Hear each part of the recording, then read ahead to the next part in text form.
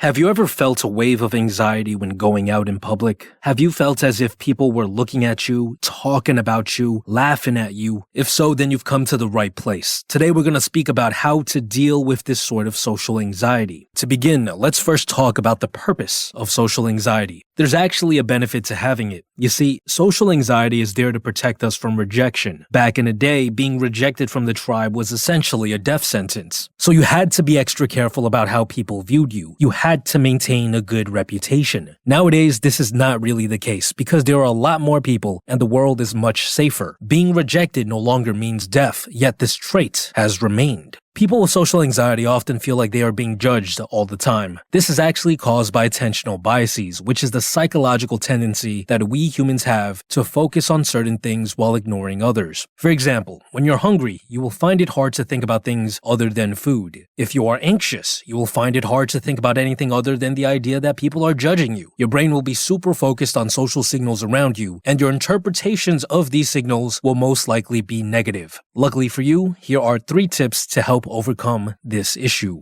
The first tip is to understand the spotlight effect. The majority of people believe that others are paying attention to them much more than they actually are. The truth is, everyone is in their heads, thinking that they're being judged 100 times over, when in reality it may only be once or twice. By keeping this in mind, we can look at others and think to ourselves, they're probably thinking about themselves right now. Whenever you start feeling anxious outside, you can remind yourself of this principle. You can also flip this effect and become one of those rare individuals who actually are focused on others more than themselves. This will give you an advantage in your future social interactions. Which actually brings us to the sponsors of today's video, Skillshare. Skillshare is an online learning community with thousands of classes with topics ranging from things like filmmaking, animating, storytelling, and they even have career-focused classes too. If you want to improve your social skills, you should learn how to tell amazing stories. My storytelling class covers that and much more, and it's available on Skillshare. On Skillshare, you can learn just about any skill for a fraction of the cost of what it would take to learn that skill in real life. The first 1,000 of my viewers to join through the link in the description box below will get a 1-month trial of Skillshare for free today. I also recommend that you check out the class 21 Days of Purposeful Productivity, Forming Habits for Long-Term Goals. This class by Mike D teaches you how to become more productive so that you can hit your long-term goals.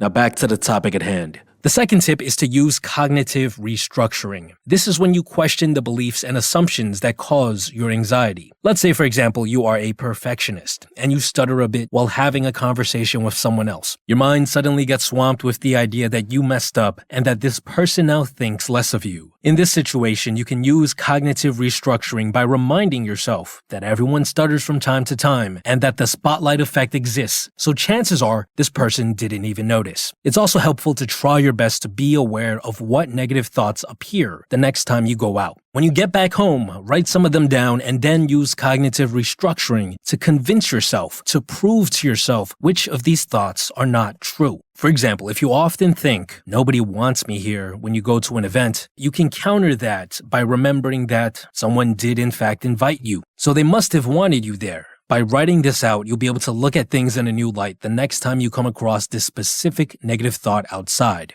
And finally, the third tip is exposure therapy. You need to expose yourself to the things that make you anxious. If you run away from a fear, it will only get bigger the next time you face it because you've provided evidence to your body and mind that this thing is scary and dangerous enough to run away from. On the other hand, if you face your fears, over time, your body will start to realize that it is not a life-threatening situation, and the amount of anxiety that you feel should gradually decrease over time. You can take baby steps here. If the anxiety you feel is extreme, you can start off by saying thank you to people who naturally have to interact with you, such as cashiers or bus drivers. Then when you feel comfortable enough doing this without feeling anxious, you can move on to making small talk with random strangers who happen to be around you. For example, making a comment while waiting in line for something. You can slowly ramp up the amount of interactions you have and also the depth of these interactions over many months at a pace that you find comfortable, which should help you with your anxiety over time. I hope these 3 tips were helpful. Besides that, stay tuned.